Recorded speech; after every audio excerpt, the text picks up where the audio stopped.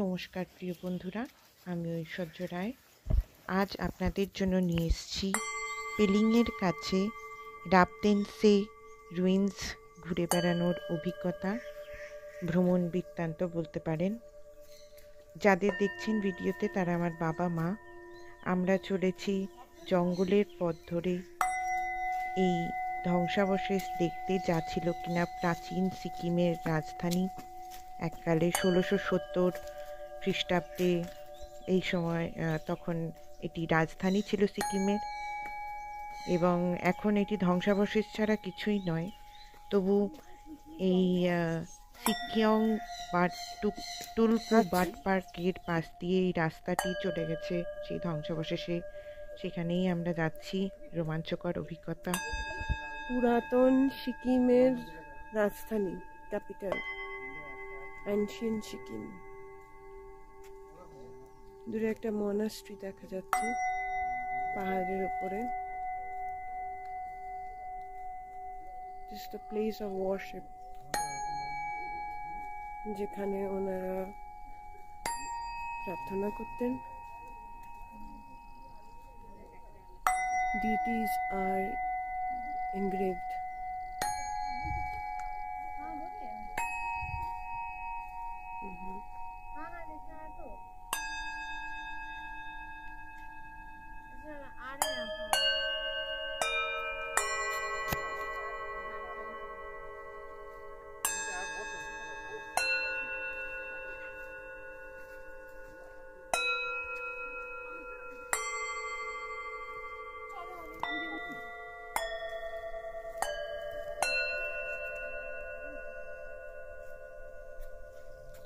প্রকৃতির মাঝে ঘুরে বেড়াতে কারই না ভালো লাগে বলুন?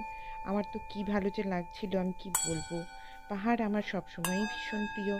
তারপরে এইরকম একটি পরিবেশে, এবং সামনে মেঘ না থাকলে কাঞ্চনজঙ্ঘাও দেখা যেত। ভীষণ সুন্দর, অসাধারণ। আপনারাও যদি যান বা গিয়ে থাকেন, অবশ্যই কমেন্টে জানাতে ভুলবেন না। পেলিংয়ের খুব কাছেই এই রাবতেন্সে রুইন্স অর প্যালেস, যেটা প্রিমান্সতে মনেস্ট্রিরও খুব কাছেই পড়ে। আপনারা গিয়ে অবশ্যই ঘুরে আসতে পারেন, কথা দিচ্ছি ভালো লাগবে।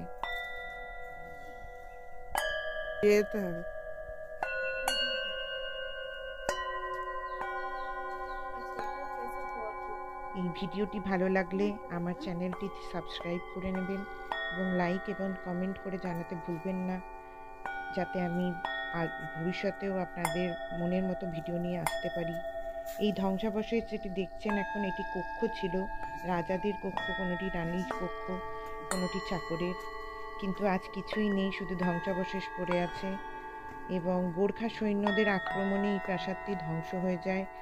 1600 থেকে 1800 খ্রিস্টাব্দে এটি ছিল বর্তমান রাজধানী, তৎকালীন রাজধানী ছিল এটি। এবং আজ আর কিছুই নেই, আজ শুধু পড়ে আছে প্রকৃতির মাঝে এই ধ্বংসাবশেষ। প্রকৃতি যা চিরন্তন সুন্দর।